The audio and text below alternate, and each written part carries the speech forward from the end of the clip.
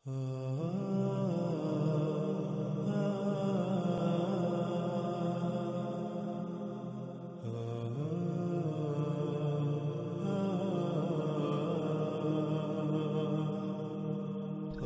آگے رسول اللہ صلی اللہ علیہ وآلہ وسلم نے کہا، اس میں کچھ شک نہیں، اللہ جو ان سب سے اوپر ہے اس یوم یعنی اس مدت میں اس کے ساتھ اس سے مومنین کی حفاظت کرے گا جس کے ساتھ ملائکہ کی حفاظت کرتا ہے تسبیح سے. یعنی صرف وہی لوگ اس مدت میں دجال کے فتنے سے بچیں گے جن کا کردار ملائکہ کا سا ہوگا. کیا کردار؟ تسبیح. تسبیح کسے کہتے ہیں؟ تسبیح سباہ سے. سباہ کسے کہتے ہیں؟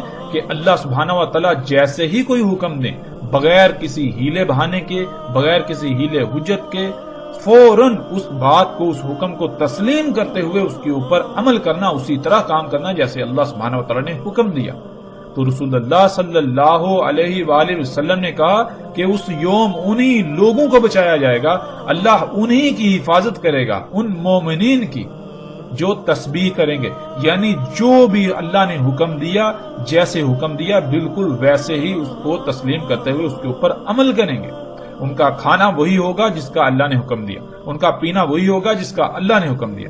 یعنی کہ جو اللہ نے ہدایات دی ان کو دل سے تسلیم کرتے ہوئے جب ان کے اوپر عمل کریں گے تو ظاہراً انہیں بہت بڑی آزمائش کا سامنا کرنا پڑے گا، بڑی بڑی مشکلات کا، تکلیفات کا سامنا کرنا پڑے گا، لیکن اس کے علاوہ کسی کے پاس اور کوئی فلاح کا رستہ نہیں ہوگا.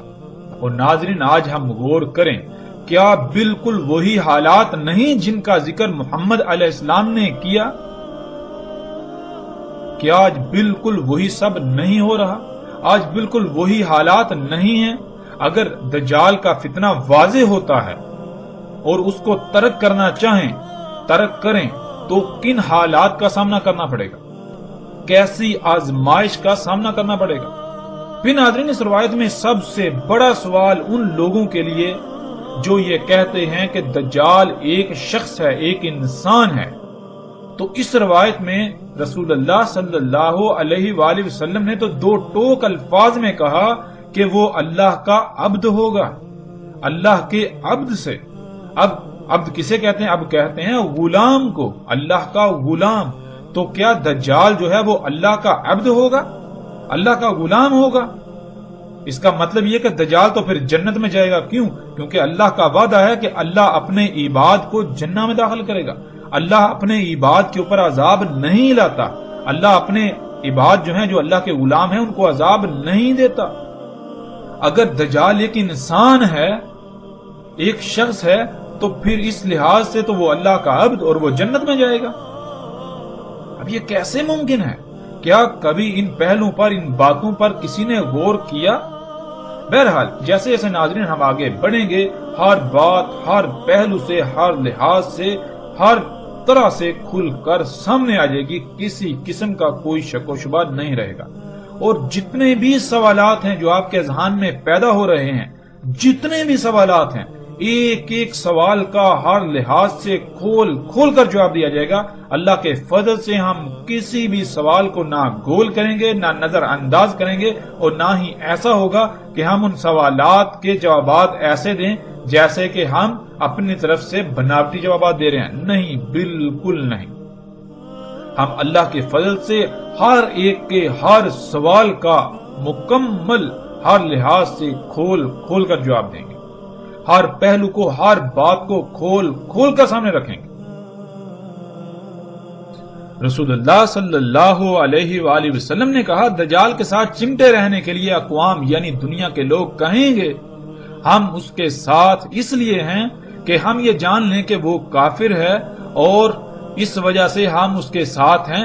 ہم کھاتے ہیں اس کا کھانا اور اس کے درختوں سے چرتے ہیں. پس جب اللہ کا غضب نازل ہوگا تو ان سب پر نازل ہوگا. ناظرین، آج ہم خود اس کا مشاہدہ کرتے ہیں کہ جس پر بھی دجال کی حقیقت آشکار ہوتی ہے، جس کو بھی آگاہ کیا جاتا ہے کہ جو کچھ تم کھا رہے ہو، پی رہے ہو، جس معاشرے میں تم رہ رہے ہو، جس نظام کا ساتھ دے رہے ہو، ہوا کوئی بھی کام کرتے ہو، وہ دجال کی نصرت کا سبب بنتا ہے. یہ سب کا سب دجل ہے، یہ بات ماننا ان کی مجبوری ہوتی ہے کیونکہ حقیقت ہی یہی ہے، لیکن ماننے کے باوجود، حقیقت کو تسلیم کرنے کے باوجود اس نظام، اس طرز زندگی کو چھوڑنے پر یہ کہتے ہوئے تیار ہی نہیں ہوتے کہ ہم اس معاشرے میں رہتے ہوئے اس کے بارے میں مزید اچھی طرح تحقیق کر لیں، جس کے لیے ہمیں مجبوراً یہی سب کھانا پڑے گا، یہی نوکری کرنی پڑے گی، اور پھر یہ بھی بہانہ ہوتا ہے کہ جائیں تو جائیں کہاں، کھائیں تو کیا کھائیں، اس کے علاوہ اور کچھ ہے بھی تو نہیں، اور یوں وہ اللہ کے غضب کا شکار ہوتے ہیں، اور ان قریب ایک بہت بڑا غضب جو اللہ کا نازل ہونے ہی والا ہے، ایسے لوگ بھی اس غضب کا شکار ہوں گے، اس عذاب کا شکار ہوں گے۔ رسول اللہ صلی اللہ علیہ وآلہ وسلم نے کہا، اس میں کچھ شک نہیں کہ وہ دجال آدم ہوگا۔ ناظرین، آدم کسے کہتے ہیں؟ آدم کے معنی زمین کے خون کے ہیں۔ زمین کے خون سے ہی اللہ سبحانہ وتعالی نے سب سے پہلے بشر کو خلق کیا، اسی وجہ سے پہلے بشر کا اسم آدم تھا۔ قرآن میں اللہ سبحانہ وتعالی نے تین کا بھی ذکر کیا، لیکن تین زمین کے عناصر کو کہا جاتا ہے۔ جب زمین کے عناصر کو کیمیائی عوامل سے گزارا، جس کا قرآن میں ذکر ہے، من سلسال من حمائن مسنون، تو آدم وجود میں آیا، یعنی زمین کا خون جسے آج ہم خام تیل کا نام دیتے ہیں، وہ وجود میں آیا، اور اس سے بھی اللہ سبحانہ وتعالی نے تین کا، اور اسی سے اللہ سبحانہ وتعالی نے بشر آدم کو خلق کیا، اور تمام بنی آدم کو بھی اسی سے خلق کیا۔ اس لیے تمام انسانوں کو بنی آدم کہا جاتا ہے کہ جس سے تمام انسان وجود میں آئے۔ تمام کے تمام انسان نہ صرف آدم بشر کی نسل ہیں، بلکہ زمین کے خون جو کہ آدم ہے سے وجود میں آتے ہیں، وجود میں آ رہے ہیں اور وجود میں آئے۔ مزید آسانی سے سمجھنے کے لیے اگر ہم اپنی ہی ذات میں غور و فکر کریں تو ہم پر واضح ہو جائے گا کہ اللہ سبحانہ وتعالی نے ہمیں زیر زمین موجود خام تیل سے خلق کیا، جیسے کہ پیچھے بھی تفصیل کے ساتھ یہ بات گزر چکی ہے، ان موضوعات پر پیچھے مفصل بات ہو چکی ہے۔ آپ غور کریں کہ انسانوں کو کس سے خلق کیا گیا، وہ کون سا مواد ہے، وہ کون سا میٹیریل ہے، وہ کہاں پر پڑا ہوا ہے جس سے اللہ نے آپ کو بنایا۔ آدم دم سے ہے۔ دم کہتے ہیں ایسے لیکوڈ کو، ایسے مخلول کو جو نہ صرف رنگدار ہو بلکہ جس میں طرح طرح کے مختلف عناصر موجود ہوں، اور آدم کہتے ہیں زمین کے اندر موجود اس رنگدار مخلول کو جس کے اندر طرح طرح کے مختلف عناصر موجود ہوتے ہیں، اور آج ہم اسے خام تیل کہتے ہیں۔ اسی سے اللہ سبحانہ وتعالی نے پہلے بشر کو خلق کیا تھا، اسی وجہ سے پہلے بشر کو آدم کہا گیا، اور اسی سے تمام کے تمام انسانوں کو خلق کیا گیا، جتنے بھی بشر ہیں ان کو خلق کیا گیا، اس لیے سب کے سب کو بنی آدم، یعنی بنی کہتے ہیں جس سے بنایا گیا، اور آدم کہتے ہیں زمین کے خون۔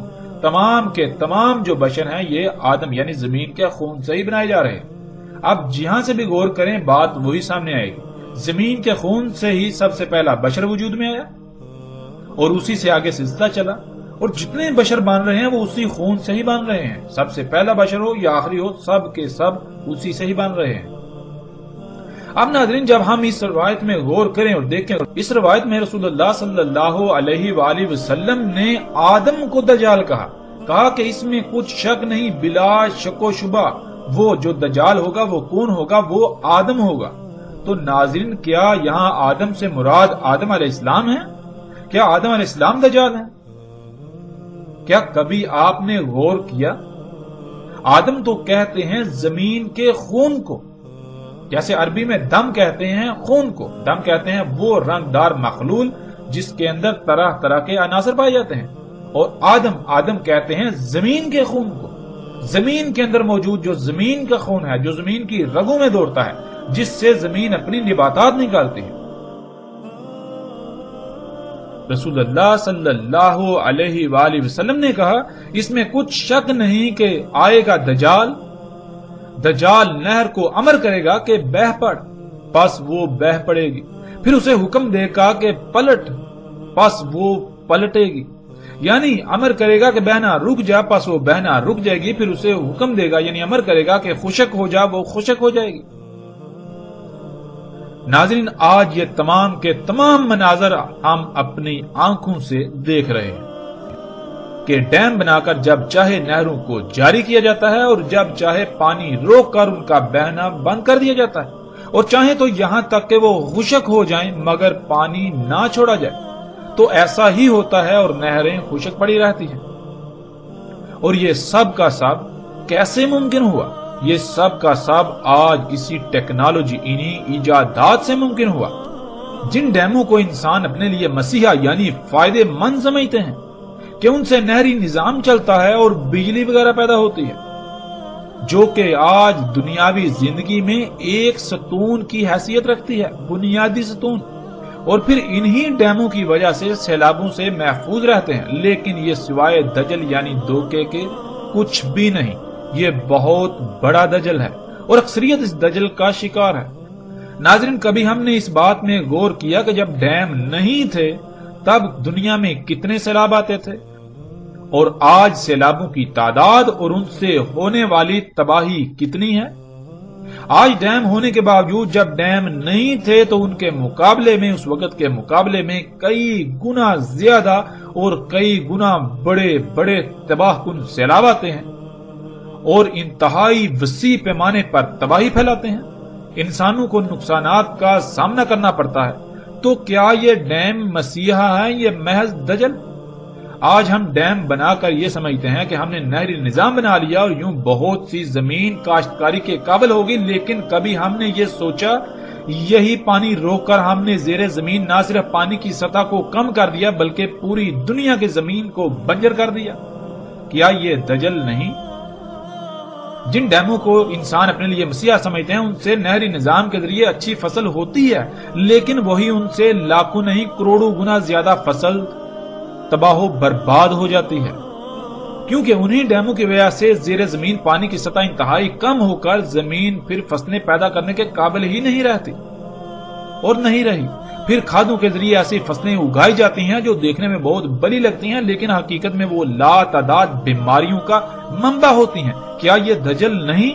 کبھی آپ نے سوچا ڈیموں کے ذریعے پانی روکنے سے زمین پر اللہ کی کتنی ہی مخلوقات ہیں جو پانی نہ ملنے سے تڑپ تڑپ کر موت کا شکار ہو جاتی ہیں اور دڑا دڑ موت کا شکار ہو رہی ہیں؟ کیا کبھی یہ سوچا؟ کیا کبھی اس پہلو پر غور کیا؟ ان مخلوقات کا آپ کے ساتھ اور باقی کائنات کے نظام کے ساتھ کیا تعلق ہے؟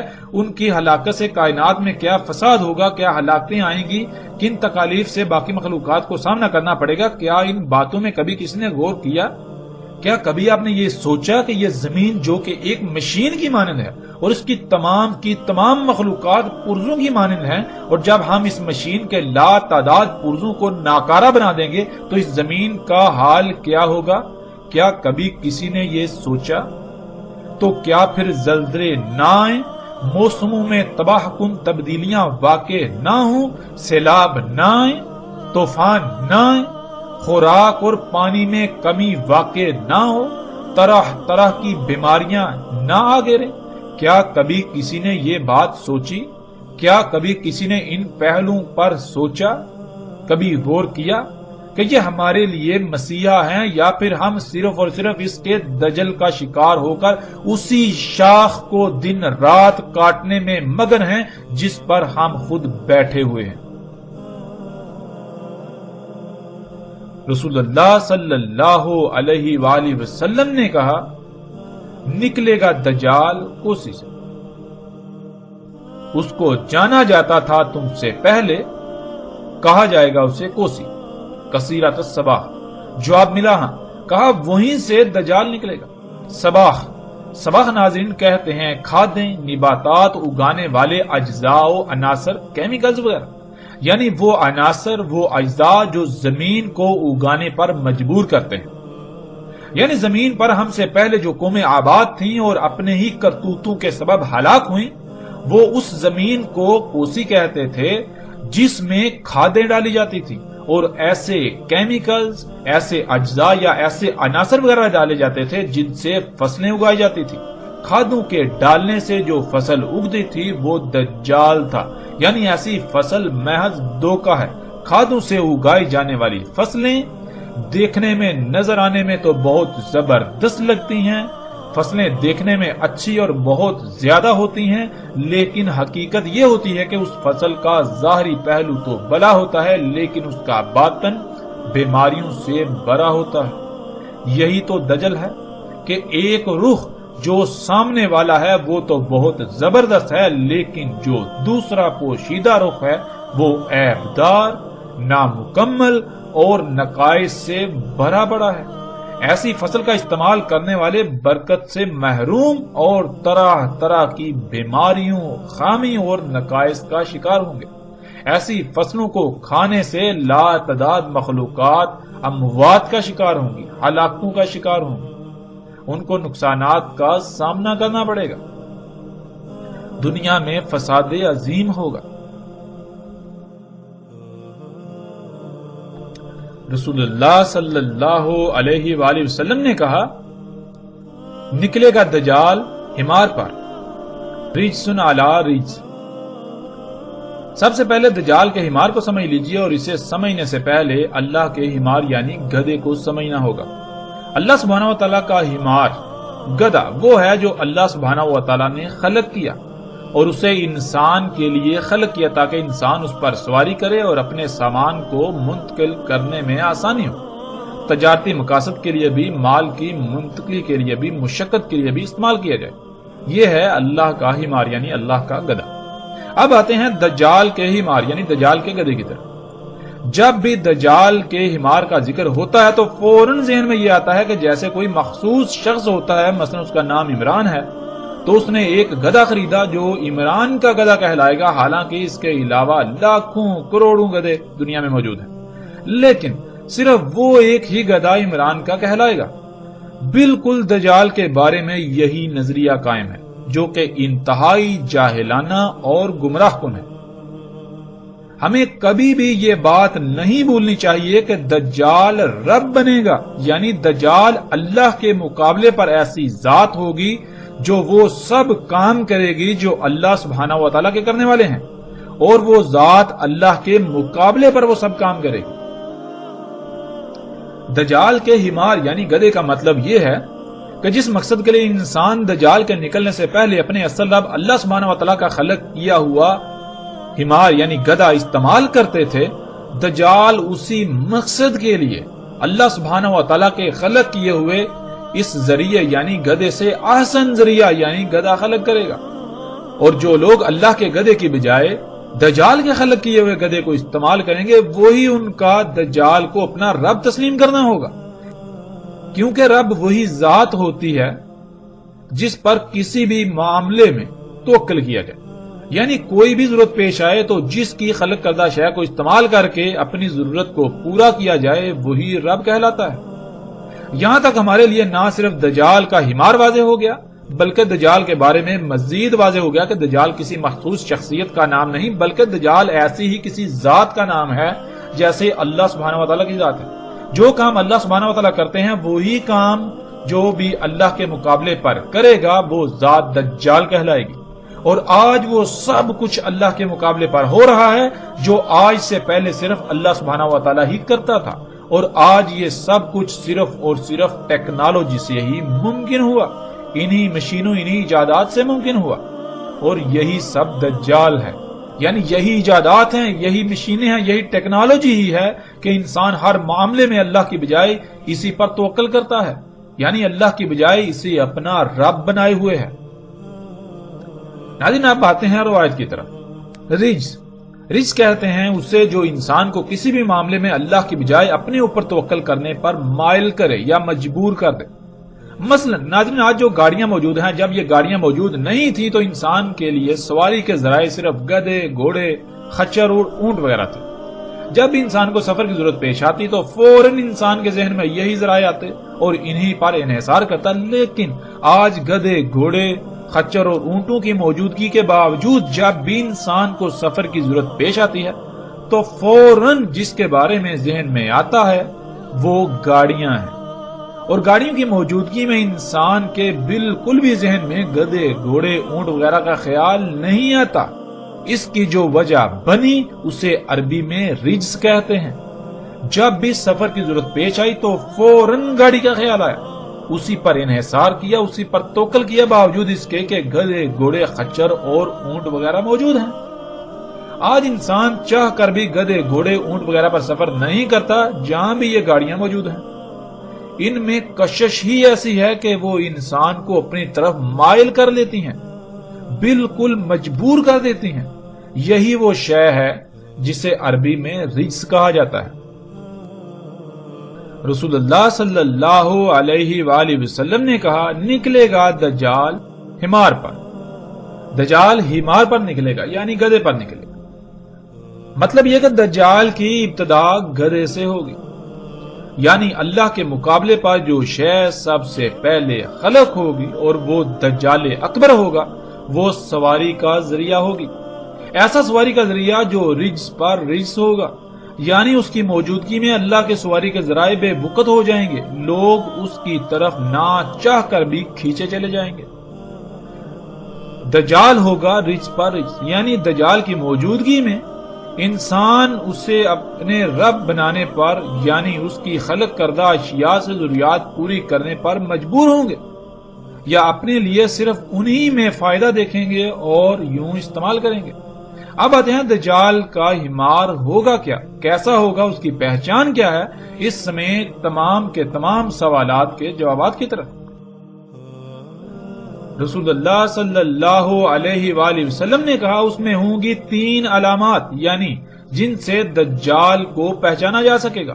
وہ اول ہوگا، یعنی جو بھی کام کرے گا، جو بھی خلق کرے گا، جو بھی خلق ہوگی، وہ ضرور کسی نہ کسی لحاظ سے عیبدار، خامی و نقائص والا ہوگا، خامی و نقائص والی ہوگی، ایک پہلو سے مکمل، دوسرے پہلو سے یکسر نامکمل ہوگی۔ تمہارا رب اول نہیں ہے، یعنی جو شے بھی عیبدار ہو وہ تمہارے رب اللہ سبحانہ و تعالیٰ کی نہیں ہوگی، کیونکہ اللہ کے لیے ہے ہی حمد۔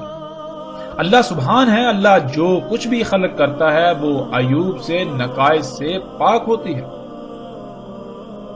اللہ کچھ بھی عیبدار، نقائص والا، خامی والا خلق نہیں کرتا، اس لیے جو کچھ بھی عیبدار ہوگا وہ تمہارے رب کا نہیں ہوگا، اور نہیں مسخر کیے جائیں گے اس کے لیے دواب مگر حمار، یعنی اللہ سبحانہ تعالیٰ کا جو دابہ ہے وہ تمام کے تمام جاندار جو زمین پر رینگنے والے ہیں، اپنی ٹانگوں پر چلنے والے ہیں، یا اڑنے والے ہیں، یا پھر تیرنے والے ہیں، سب کو خلق کرنے کا الگ الگ مقصد ہے، جن میں سے کچھ ایسے ہیں جن کو اللہ سبحانہ و تعالیٰ نے سواری کے لیے خلق کیا، لیکن وہ تو محض چند ایک ہیں، اور جو ان کے علاوہ ہیں جن کی تعداد کا شمار ہی نہیں، ہر کسی کو الگ الگ مقصد کے لیے خلق کیا۔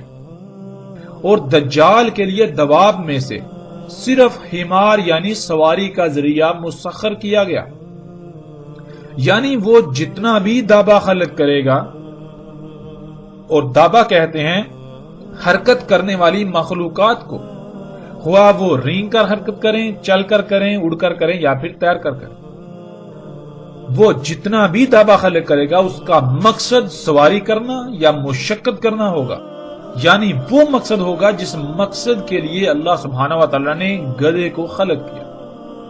رجسن علی رجس، یعنی دجال کے گدھے کے ہوتے ہوئے کوئی بھی انسان سواری کی ضرورت پوری کرنے کے لیے یا مشقت کے لیے اللہ کے گدھے کو استعمال نہیں کرے گا، بلکہ دجال گدھے کی جانب چاہتا ہوا یا نہ چاہتا ہوا کھینچا چلا جائے گا۔ کتب ہوگا اس کی عین کے درمیان، کافر پڑھ لے گا اسے، ہر مومن خواہ وہ لکھنا جانتا ہو یا نہ جانتا ہو۔ ناظرین، اس کی وضاحت پیچھے گزر چکی۔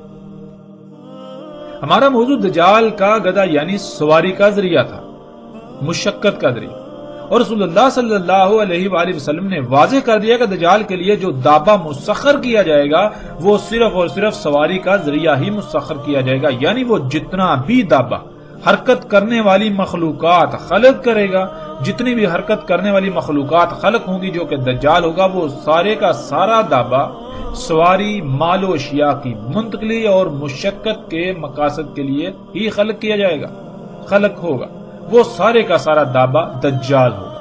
اور آج ہم دیکھیں کہ وہ کون سی ایسی اشیاء ہیں جو اللہ سبحانہ و تعالیٰ کے خلق کردہ سواری کے ذرائع یعنی اونٹ، گدھے اور گھوڑے اور خچر وغیرہ کے علاوہ موجود ہیں، اور اگر ایسی موجود ہیں اور اسی مقصد کے لیے ہیں اور وہ اللہ کی خلق کردہ نہیں، تو پھر وہ تمام کی تمام دجال کا حمار ہے، دجال کا گدھا یعنی سواری و مال کی منتقلی کا ذریعہ۔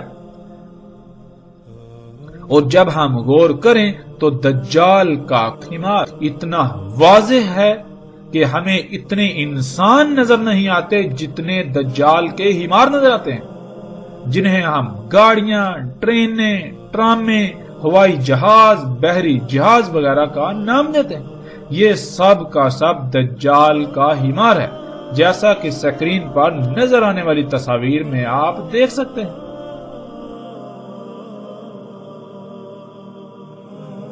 رسول اللہ صلی اللہ علیہ وآلہ وسلم نے کہا، جان لو اس میں کچھ شک نہیں، دجال ہوگا۔ اس کی لمبائی 40 گز ہوگی پہلے گز سے، اس کے نیچے ہوگی بوجھ اٹھا کر چلنے والی چاند جیسی سواری۔ جیسے چاند زمین کے گرد گھومتا ہے، اسی طرح دجال کا گدھا یعنی بوجھ اٹھا کر چلنے والی سواری بھی زمین کے گرد فضا میں سفر کرے گی۔ لمبے ہوں گے اس کے سب کان، اس کے کانوں سے 30 گز۔ اس کے گدھے کے ایک کھر سے دوسرے کھر کے درمیان جو فاصلہ ہوگا وہ دن اور رات کا فاصلہ ہوگا۔ زمین اس کے لیے سکیڑ یعنی لپیٹ دی جائے گی، یعنی سالوں کا سفر دنوں، گھنٹوں اور منٹوں میں طے کرے گا، انتہائی تیز رفتاری سے۔ اپنے ید یعنی اپنی قوت سے بادلوں کو چھوئے گا، ان سے اوپر نکل جائے گا اور سورج پر سبقت لے جائے گا اس کے چھپنے کی طرف۔ اس کے آگے دھوئیں کا پہاڑ اور پیچھے سرسبز پہاڑ ہوگا۔ چیخے گا آواز کے ساتھ، اس کی آواز کو سن لیں گے جو بھی اس کے پروں کے ساتھ زمین سے اڑنے کے مقام سے لے کر واپس زمین پر نیچے اترنے کے مقام کے درمیان آئیں گے، یعنی ٹیک آف سے لینڈنگ تک کے درمیان آنے والے سب لوگ اس کی چیخنے کی آواز کو سنیں گے۔ ناظرین، یہ واحد ہوائی جہاز ہی ایسی شے ہے جس میں یہ تمام کی تمام خصوصیات پائی جاتی ہیں۔ ذرا تصور کریں کہ جب ان چیزوں کا کوئی تصور تک بھی نہیں کیا جا سکتا تھا، اگر اس وقت کسی نے ان اشیاء کے بارے میں بتانا ہوتا تو کیسے الفاظ میں بتایا جاتا؟ یقیناً ان الفاظ سے بہتر اور کوئی الفاظ نہیں ہو سکتے، اس لیے ان الفاظ کا اگر کوئی مصداق ہے تو یہی موجودہ ہوائی جہاز ہیں، اور اگر یہ نہیں تو پھر ایسا کچھ بھی نہیں آئے گا یہاں تک کہ ساتھ بھی قائم ہو جائے گی۔ یہ جہاز ہی ہیں جن کے کانوں کی لمبائی اتنی ہی ہوتی ہے۔ اس روایت کے علاوہ مختلف روایات میں کانوں کی لمبائی بھی مختلف آئی ہے، کہیں پر 70 گز تو کہیں پر 40، کہیں ان سے بھی کم یا زیادہ کا ذکر ہوا۔ جیسے انسان کے کان کو دیکھا جائے تو ان کی باہر کو نکلی ہوئی لمبائی چند سینٹی میٹر ہوتی ہے، بالکل اسی طرح دجال کے گدھے کے کان، جنہیں پر بھی کہتے ہیں، جہاں سے وہ شروع ہوتے ہیں اور ان کے آخری سرے تک اتنی ہی لمبائی بنتی ہے۔ یہ ہوائی جہاز ہی ہیں جو زمین کے گرد اسی طرح گھومتے ہوئے سفر کرتے ہیں فضا میں جیسے چاند زمین کے گرد گھومتا ہے۔ یہ ہوائی جہاز ہی ہے کہ جب سفر کرتا ہے تو اتنی تیز رفتاری سے سفر کرتا ہے کہ گویا اس کے لیے زمین سکیڑ دی گئی، اور اس کے علاوہ بھی جتنے بھی دجال کے سواری کے ذرائع ہیں ان سب کے لیے زمین سکیڑ دی جاتی ہے، زمین سکڑ جاتی ہے، یعنی ان کی رفتار اتنی تیز ہوتی ہے کہ بہت کم وقت میں بہت زیادہ فاصلہ طے کر لیتے ہیں۔ یہ ہوائی جہاز ہی ہے کہ اس کے ایک کھر یعنی جہاں سے وہ اوپر اڑتا ہے وہاں سے لے کر دوسرے کھر تک، یعنی جہاں وہ واپس نیچے زمین پر اترتا ہے تو دن اور رات کا فاصلہ ہوتا ہے۔ جیسے کوئی جہاز جاپان سے اڑ کر امریکہ جاتا ہے تو اس کے ایک کھر سے دوسرے کھر کے درمیان دن اور رات کا فاصلہ ہوتا ہے۔ اسی طرح درجنوں روٹس ایسے ہیں کہ جب دجال کا گدھا قدم اٹھاتا ہے تو وہ واپس زمین پر قدم تب رکھتا ہے کہ درمیان میں دن رات گزر جاتا ہے۔ ناظرین، یہی جہاز ہی ہے جو اپنی قوت کے ساتھ نہ صرف بادلوں کو چھوتا ہے بلکہ ان سے اوپر نکل جاتا ہے۔ ناظرین، یہ جہاز ہی ہے جب یہ اڑتا ہے تو اس کے سامنے غیر معمولی مقدار میں دخان یعنی طرح طرح کی گیسیں ہوتی ہیں۔ اس کے پیچھے سرسبز پہاڑ ہوتے ہیں، یعنی زمین کے جو سرسبز پہاڑ ہیں وہ اس کے پیچھے ہوتے ہیں اور بادلوں کے پہاڑ اس کے آگے ہوتے ہیں۔ اور آج موجودہ دور میں بہت بڑی مقدار میں فیکٹریوں اور گاڑیوں وغیرہ سے خارج ہونے والے طرح طرح کے زہریلی دھوئیں سے آسمان یعنی فضا بھر چکی ہے۔ یوں سامنے نہ صرف بادلوں کا پہاڑ جو بالکل دھوئیں کی طرح نظر آتا ہے وہ ہوتا ہے، بلکہ سامنے حقیقی دھوئیں کا پہاڑ ہوتا ہے، یعنی غیر معمولی مقدار میں دخان ہوتا ہے، طرح طرح کی زہریلی گیسیں ہوتی ہیں یا طرح طرح کی مختلف گیسیں ہوتی ہیں، غیر معمولی مقدار میں دھواں۔ ناظرین، یہ جہاز ہی ہے جو مسلسل زوردار اور گرجدار آواز میں چیختا ہے، اور اس کے اڑنے کے مقام سے لے کر واپس نیچے اترنے تک کے درمیان سب لوگ اس کی گرجدار آواز کو سن لیتے ہیں، اور سکرین پر نظر آنے والی تصاویر میں آپ ایک ایک منظر کو اپنی آنکھوں سے دیکھ سکتے ہیں۔ رسول اللہ صلی اللہ علیہ وآلہ وسلم نے کہا، سمندر میں تیرے گا تو سمندر اس کے ٹخنوں تک ہوگا۔ ناظرین، یہ مناظر بھی آپ اپنی آنکھوں سے دیکھ سکتے ہیں۔ یہ دجال کا حمار جو بڑے بڑے سمندری جہاز ہیں، بحری جہاز، جب یہ سمندر میں داخل ہوتے ہیں، سمندر میں تیرتے ہیں تو پانی بالکل ان کو ایسے ہوتا ہے جیسے کہ آپ کسی چھوٹی سی پانی کی نالی میں داخل ہو جائیں تو پانی آپ کے ٹہنوں تک ہو۔ پھر آگے رسول اللہ صلی اللہ علیہ وآلہ وسلم نے کہا، پکارے گا آواز کے ساتھ، اس کی آواز سنیں گے جو اس کے اڑنے سے لے کر واپس نیچے زمین پر اترنے کے درمیان ہوں گے۔ کہے گا، اے میرے مشن میں میرے معاونین، میری طرف کھینچے چلے آؤ، میری طرف کھینچے چلے آؤ۔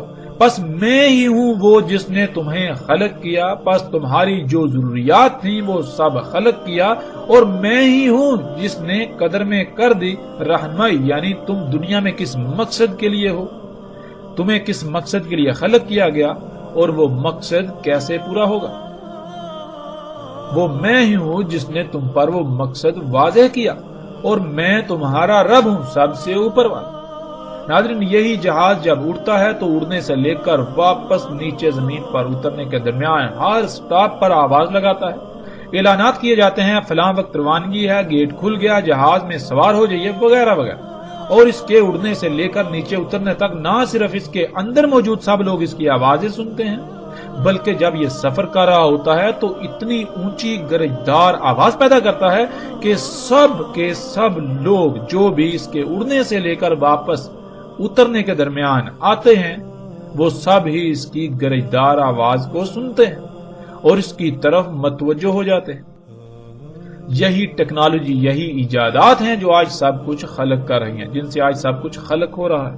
حتیٰ کہ انسان جس نطفے سے وجود میں آیا اور آ کر پروان چڑھ رہے ہیں، وہ سب کا سب رزق اسی ٹیکنالوجی کا پیدا کرتا ہے، اسی ٹیکنالوجی سے خلق کرتا ہے۔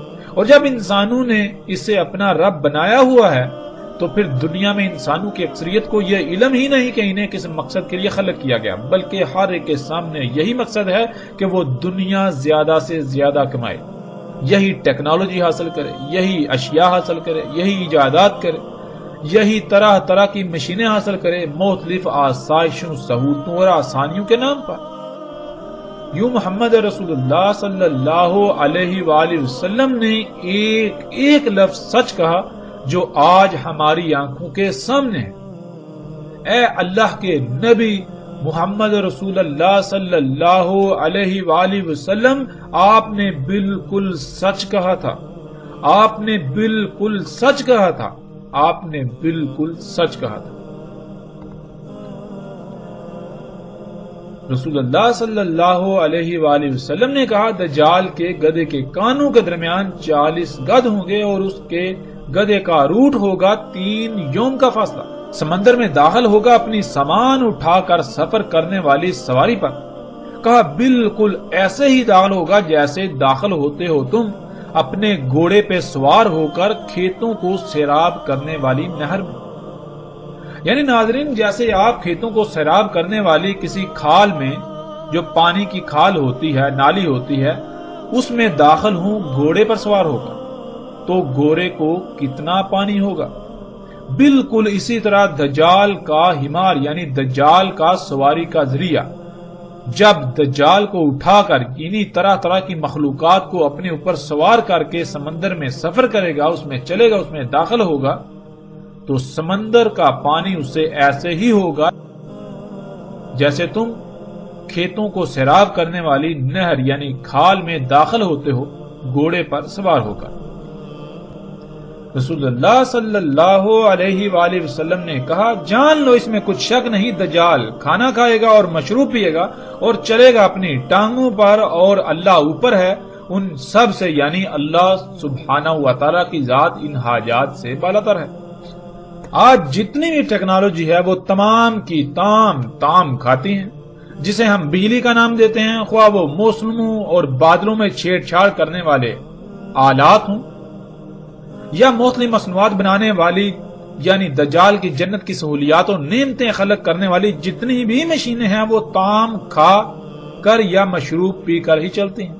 جیسے انسان اور ہر جانور کے طعام اور مشروب میں فرق ہے، سب ایک دوسرے سے مختلف کھاتے ہیں، درخت کاربن اور آکسیجن کھاتے ہیں، اسی طرح دجال یعنی ٹیکنالوجی جنہیں ہم مشینوں کا نام دیتے ہیں اس کا طعام بجلی ہے، اور مشروب زمین کا خون ہے یعنی زمین سے نکالا جانے والا خام تیل جس سے درجنوں اقسام کے تیل اخذ کیے جاتے ہیں۔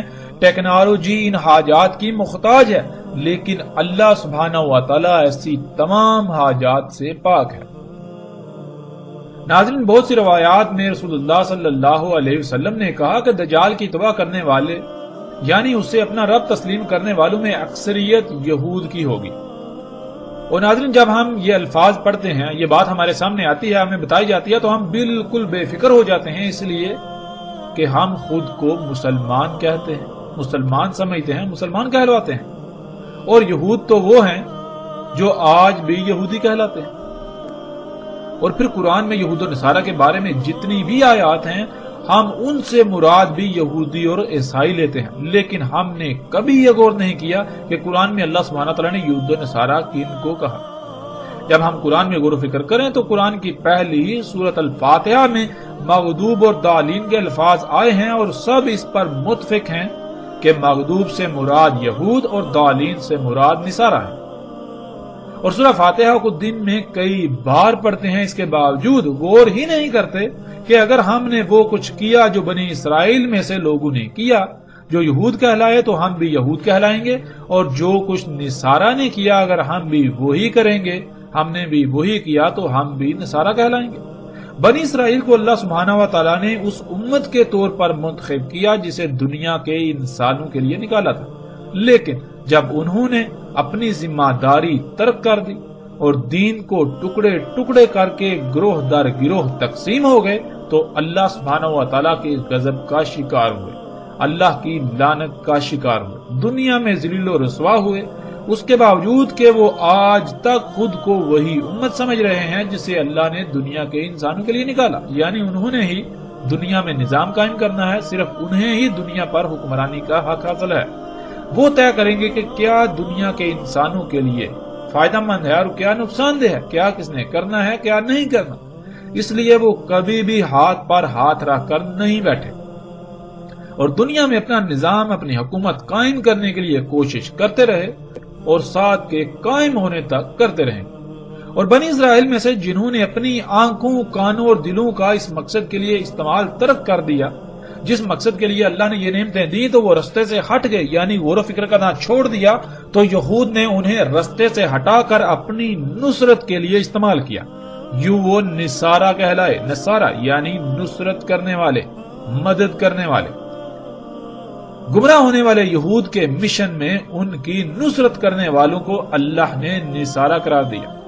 آج وہ تمام کے تمام لوگ جو ذمہ داری کو ترک کر چکے ہیں جو اللہ نے عائد کی تھی اور یہود کی روش اختیار کی، وہ اللہ کے غضب کا شکار ہوئے، یعنی دنیا میں ذلیل و رسوا ہو رہے ہیں، وہ سب کے سب یہود، اور جو گمراہ ہو کر ان کی نصرت کر رہے ہیں وہ سب کے سب نصارہ ہیں۔ آج کے یہود کی بالکل آسان پہچان یہ ہے کہ جو لوگ بنی اسرائیل میں سے جن پر اللہ نے غضب کیا ان کی روش اختیار کیے ہوئے ہیں اور اس کے باوجود وہ خود کو امت محمد قرار دیتے ہیں، وہ یہود اور جو گمراہی کا شکار ہیں، یوں وہ ان کی نصرت کر رہے ہیں یا نصرت کا سبب بن رہے ہیں، وہ سب کے سب نصارہ ہیں۔ رسول اللہ صلی اللہ علیہ وآلہ وسلم نے کہا، لوگ بھاگ جائیں گے دجال سے پہاڑوں میں۔ اور ناظرین، یہ منظر بھی آج ہم اپنی آنکھوں سے دیکھتے ہیں، اور اس میں سب سے بڑی بات غور کرنے والی یہ ہے کہ دجال سے لوگ بھاگ جائیں گے پہاڑوں میں۔ اب سوال یہ پیدا ہوتا ہے کہ وہ کون سی شے ہے جو پہاڑوں میں نہیں ہوگی، وہاں نہیں ہوگی، مگر اس کے علاوہ جو شہر ہوں گے، جدید شہر ہوں گے، جو بستیاں ہوں گی، وہاں پر دجال موجود ہوگا۔ یعنی دجال شہروں میں موجود ہوگا، پہاڑوں میں نہیں ہوگا۔ ناظرین، آج آپ غور و فکر کریں، یہ بات بالکل واضح ہو جاتی ہے کہ اگر دجال کوئی شخص ہوگا تو کیا وہ پہاڑوں میں نہیں جا سکتا؟ لوگ بھاگ کر پہاڑوں میں ہی کیوں جائیں گے؟ جب غور و فکر کریں تو بالکل واضح ہو جاتا ہے کہ یہی ایجادات، یہی اشیاء، یہی مشینیں، یہ معاشرے، یہ سوسائٹی جو ہے، یہ جدیدیت جو ہے، یہ جدت، یہ معاشرے چکا چوند جو طرح طرح کی ایجادات سے، اشیاء سے، سہولتوں، آسائشوں کے نام پر بڑے بڑے ہیں، دنیا میں جنت کا منظر پیش کر رہے ہیں۔ جن لوگوں پر یہ حقیقت واضح ہوتی ہے کہ یہ تو دجل ہے، یہ تو دجال ہے، یہ تو دھوکہ ہے، تو وہ یہاں سے جب نکلتے ہیں تو کہاں جاتے ہیں؟ پہاڑوں میں۔ اور پہاڑوں میں کیا ہے؟ جب آپ پہاڑوں میں رہنے والوں کی زندگیوں کو دیکھیں تو ان کی زندگیاں دجال سے پاک ہیں، ان اشیاء سے پاک ہیں، وہ بہت بڑی حد تک فطرت کے قریب ہیں۔ رسول اللہ صلی اللہ علیہ وآلہ وسلم کے یہ الفاظ بھی بالکل واضح کر دیتے ہیں کہ دجال کیا ہوگا۔ اس کے باوجود بھی اگر ہم جان بوجھ کر گمراہی کا سودا کرنا چاہتے ہیں تو فیصلہ ہمارے اپنے ہاتھ میں۔ رسول اللہ صلی اللہ علیہ وآلہ وسلم نے کہا، جو سنے دجال کے بارے میں پس اس سے دور بھاگ جائے۔ پس اللہ کی قسم، اس میں کچھ شک نہیں کہ ایک شخص اس کے پاس آئے گا اور وہ سمجھ رہا ہوگا کہ وہ مومن ہے، پس اس کی اتباع کرے گا، اس سے جو بیس کیا گیا اس کے ساتھ شبہات سے۔ اس روایت میں رسول اللہ صلی اللہ علیہ وآلہ وسلم نے شبہات سے بچنے کی تلقین کی۔ شبہات انہیں کہتے ہیں جو نہ ہی واضح حلال اور نہ ہی واضح، یعنی کہ بالکل ہر لحاظ سے کھلم کھلا حرام ہو، یعنی درمیان کی اشیاء جن کے بارے میں علم نہ دیا گیا ہو۔ اور دجال کھڑا کیا جائے گا، یعنی دجال سامنے لایا جائے گا شبہات سے، یعنی ایسی اشیاء جن کے بارے میں انسانوں کے پاس علم نہیں ہوگا، اور وہ ہوں گی تو حرام، لیکن ان پر حلال کا لبادہ چڑھا ہوگا یا حلال کا لبادہ چڑھا کر پیش کیا جائے گا۔ یوں انسان ان اشیاء کے دجل کا شکار ہو کر اللہ کا کفر کرے گا اور دجال کو اپنا رب بنا لے گا۔ اس کے باوجود وہ یہ گمان کر رہا ہوگا، وہ یہ سمجھ رہا ہوگا کہ وہ مومن ہے، جیسا کہ رسول اللہ صلی اللہ علیہ وآلہ وسلم نے کہا کہ وہ یہ گمان کرے گا کہ وہ مومن ہے، حالانکہ حقیقت یہ ہوگی کہ وہ دجال کی اتباع کر رہا ہوگا، یعنی دجال کو اپنا رب بنا چکا ہوگا، وہ مومن نہیں ہوگا، یعنی وہ اللہ کے احکامات کو مان کر ان کے مطابق زندگی نہیں گزار رہا ہوگا، وہ اللہ کے حکم کے مطابق نہیں کھا رہا ہوگا، اس کا اللہ کے حکم کے مطابق حلال حرام نہیں ہوگا، بلکہ وہ اپنی زندگی گزارنے کے لیے، اپنی ضروریات کو پورا کرنے کے لیے وہ انہی چیزوں کو، انہی اشیاء کو اختیار کرے گا جن سے اللہ نے روکا، اللہ نے منع کیا۔ اللہ نے تو فطرت پر قائم ہونے کا حکم دیا اور وہ فطرت کے برعکس انہی اشیاء پر توکل کرے گا، انہی سے اپنی ضروریات پوری کرے گا۔ اس کے باوجود وہ خود کو مومن سمجھ رہا ہوگا، یعنی کہ میں جو کچھ بھی کر رہا ہوں وہ اللہ کا حکم ہے اور میں اللہ کے حکم کے مطابق کر رہا ہوں۔ اللہ نے حکم دیا فطرت پر قائم ہونے کا، تو غور کریں کیا آپ فطرت پر قائم ہیں؟ حضرت مومن تو کہتے ہیں ایمان لا کر، یعنی حکم کو، بات کو مان کر عمل کرنا، بالکل اس طرح جیسے عمل کا حکم دیا گیا، جو بھی اللہ نے حکم دیا اس پر عمل کرنے والا۔ اور انسان ایسے ہوں گے کہ وہ گمان تو کریں گے کہ وہ مومن ہے، یعنی وہ وہی کر رہے ہیں جس کا اللہ نے حکم دیا، لیکن ایسا کچھ نہیں ہوگا. وہ دجال کی اتباع یعنی دجال کے پیچھے پڑے ہوں گے.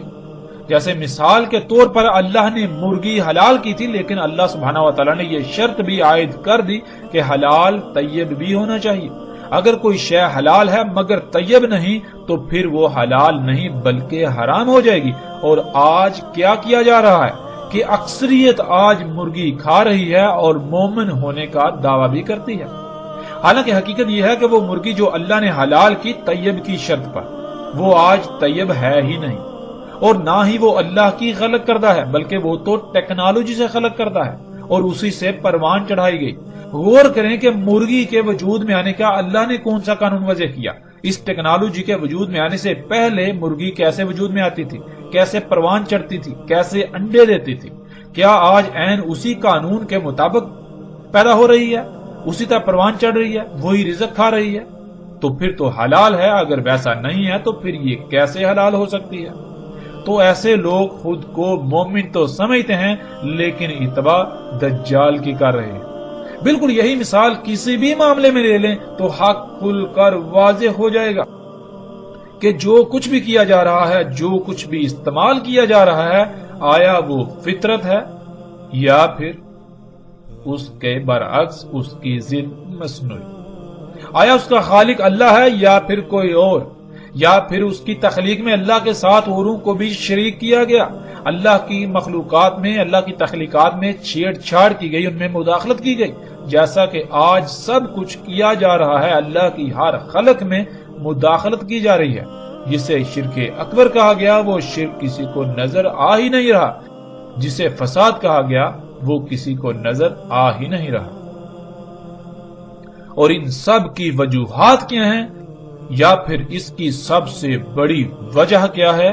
اب ناظرین آگے وہ وجہ سامنے آئے گی کہ ایسا کیوں ہوا، کیوں لوگوں نے، انسانوں کی اکثریت نے دجال کو اپنا رب بنا لیا، کیوں دنیا آج اس حالت کو پہنچی، کیوں دنیا کی آج ہر مخلوق فساد زدہ ہو چکی ہے، ہر شے عیب دار ہو چکی ہے. اس کی اصل اور بنیادی وجہ کیا ہے؟ آگے اس پر بات ہوگی.